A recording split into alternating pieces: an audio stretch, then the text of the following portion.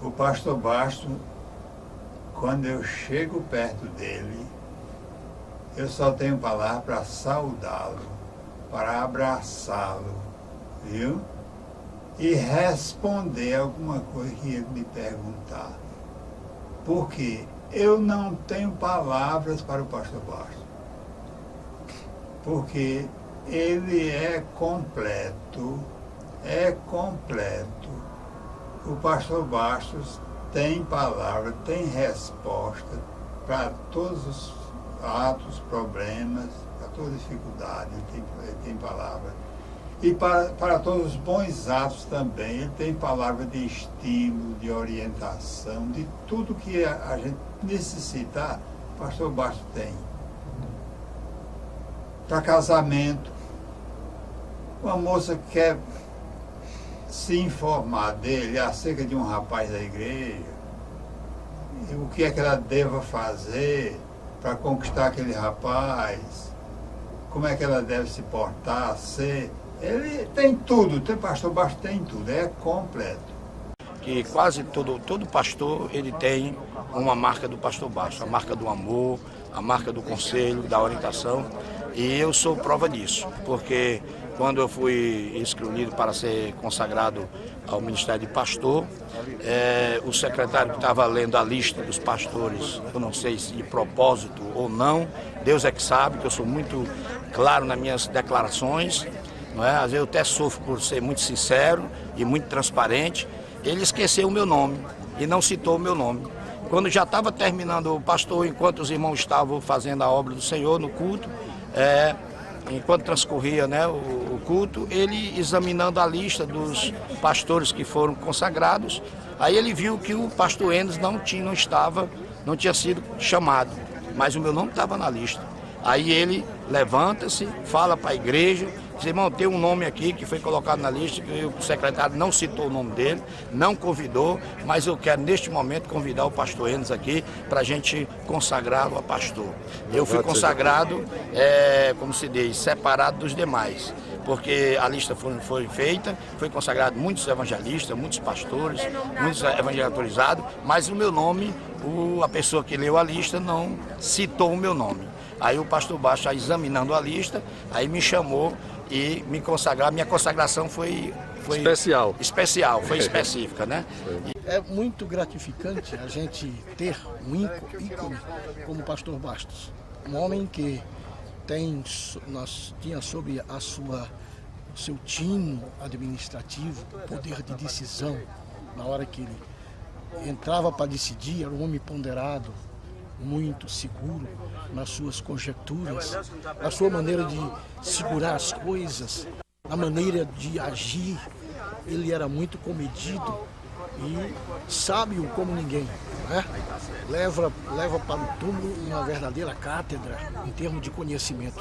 Ninguém conhecia, eu desconheço, algum pastor desta nação que tinha uma mente tão brilhante, tão fértil, para poder armazenar. Acho que nem um computador de última geração podia armazenar tantos dados como ele armazenou, porque ele tinha gravado em mente até a mensagem do pastor Orlando Boyer, no dia que ele chegou ao Templo Central para assistir o primeiro culto, e ele ainda era um pirralho, era, como se diz no linguajar bem natural, um garotinho. Ele tinha 17 anos em 1938. Então, aí você pode imaginar, ele grava a mensagem, as passagens que Orlando Boyer falou, leu, e ainda pontua aquilo que ele tinha dito durante a mensagem. E ao final vem aquilo que é fatídico, aceitar Jesus como Salvador. Na minha concepção, João Carlos, pastor Bastos no Nordeste hoje, tanto na questão cronológica como moral e espiritual, o último ícone da Assembleia de Deus no Brasil, que tomba. O outro foi o nosso grande pai, você conheceu, foi o pastor Emiliano. E eu dizia hoje para alguns companheiros do nosso ministério, o pastor Emiliano sobreviveu estes 25 anos na administração do pastor Bastos. Era impossível olharmos para o pastor Bastos e não vermos a sombra de Emiliano Ferreira da Costa. Principalmente quem teve contato muito próximo com ele, como eu, minha família e outros pastores. Então hoje tomba duas histórias. Tomba a história também deste homem que durante 23 anos esteve ao lado do pastor Emiliano, fielmente, diga-se de passagem. Este é o tipo de um homem, de um ser humano que hoje está muito difícil de encontrar. E ele herdou as experiências, o legado do pastor Emiliano. E hoje ele enterra duplamente dois legados, o do pastor Emiliano e o seu, que durou 25 anos e com algumas coincidências. O pastor Emiliano partiu no dia 1º de maio, dia do trabalhador. Emiliano Ferreira da Costa era um operário. Emiliano Ferreira da Costa era um trabalhador. Era o homem da mão grossa, que estava em toda hora, a toda hora, em todo tempo, em todo lugar. E hoje, ontem, dia 3, é ceifado às regiões celestes, pastor Bastos. 3 de junho, Corpus Christi, ou Dia do Corpo de Cristo. O dia em que se comemora o homem que teve nos seus lombos as marcas das peias, né, dos problemas, das feridas, do sofrimento. Então ontem, no dia da passagem dele, o dia do homem sofredor. Então ele foi um pai para mim. Eu fui levado ao diaconato e ao ofício de evangelista pelo pastor Emiliano. E durante 5 anos trabalhei com o pastor Emiliano, porque o Senhor o ceifou.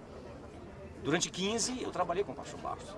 E foi ele que, no dia 7 de setembro de 1991, ele disse para mim: olha, eu não vou reunir o conselho para escolher quem vai ser ordenado ao pastorado, o cargo máximo da igreja, porque você não passa, você não tem tamanho de um homem, ele com muito cuidado, ele é muito educado, muito diplomático.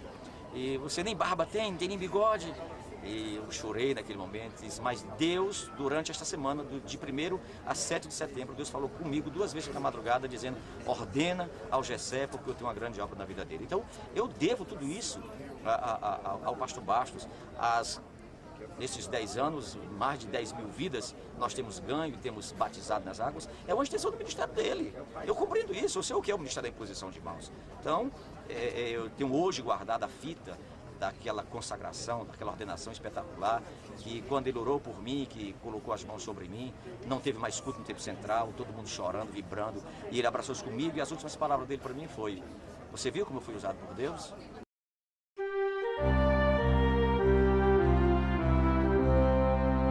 Nosso museu online, hoje 2 de junho, vai homenagear o nosso saudoso pastor Sebastião Mendes Pereira, que completa 1 década de seu falecimento, mostrando as imagens da viagem que ele fez à cidade de Itapipoca na década de 80. Portanto, vamos às principais datas desse pioneiro. 3 de maio de 1921, ele nasce no bucólico bairro do Mucuripe. No dia 10 de abril de 1938, ele tinha apenas 16 para 17 anos, quando assistia um culto no Templo Central, Rua Tereza Cristina 673. Naquele culto dirigido pelo pastor José Teixeira Rego, quem pregava era Orlando Boia, e ali aquele garoto fez a sua profissão de fé, aceitando Cristo como Salvador. Em maio de 1937, lá na pequena congregaçãozinha do Mucuripe, ele assume a classe da EBD, Escola Bíblica Dominical. Depois, dia 7 de junho de 1947, ele vai contrair núpcias com a nossa queridíssima irmã Terezinha Félix Pereira. E em setembro de 1949, o pastor José Teixeira Rego, vendo o empenho daquele jovem senhor, o chama para o diaconato. No dia 20 de novembro de 1951, o pastor José Teixeira Rego o envia para o campo e ele vai assumir a Assembleia de Deus na cidade de Itapipoca, que naquela época se limitava apenas à localidade de Betânia. É lá em Betânia aonde o nosso pioneiro vai desenvolver um excelente trabalho. Diz a irmã Terezinha que ele usava um animal de carga e um burro, né, um cavalo, não sei o animal, mas ele se deslocava de lá para a Praia de Moitas. Foi lá onde ele fez um grande trabalho de evangelização, que é muito distante essa localização. No dia 6 de 9, que é novembro, né? No dia 6 de setembro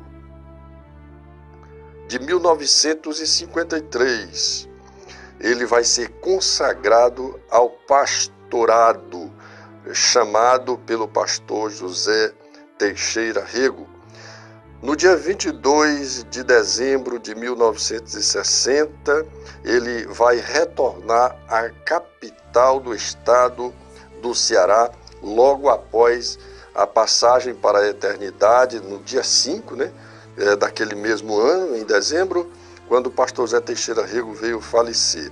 E no dia 7 de fevereiro de 1962, ele assume a vice-presidência ao lado do pastor Emiliano Ferreira da Costa e vai como vice-presidente até 1º de maio de 1985, quando falece o pastor Emiliano, e ele vai assumir a presidência da convenção em 1985, a 2/6 de 2010, quando ele veio falecer.